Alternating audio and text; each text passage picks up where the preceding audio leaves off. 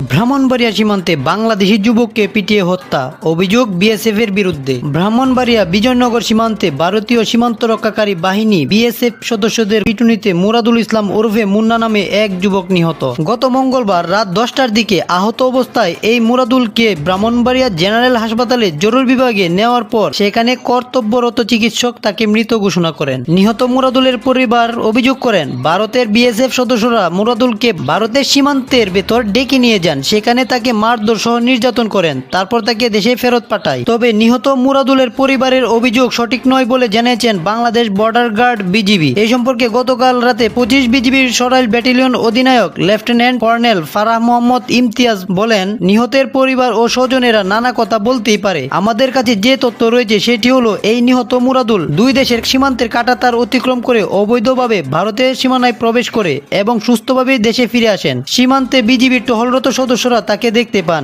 জিজ্ঞাসাবাদ করলে তিনি ভারতে গিয়েছেন স্বীকার করেন, কিন্তু কেন গিয়েছেন তা স্বীকার করেননি। তিনি আরো বলেন, বাড়ি ফিরে তিনি আহত হয়েছিলেন কিনা বা কোনো চোরা কারবারিদের সঙ্গে ঝগড়া হয়েছে কিনা তা জানা যায়নি, কিন্তু সঠিক ময়না তদন্তের পর সঠিক তথ্য জানা যাবে। কেন বা কি উদ্দেশ্যে ভারতে গিয়েছিলেন, তাকে কে মারধর করেছে কিংবা চোরা কারবারিদের সঙ্গে কোনো সম্পর্ক আছে কিনা, এসব আমরা তদন্ত করছি এবং ময়না তদন্তের পর সঠিক তথ্য জানানো হবে।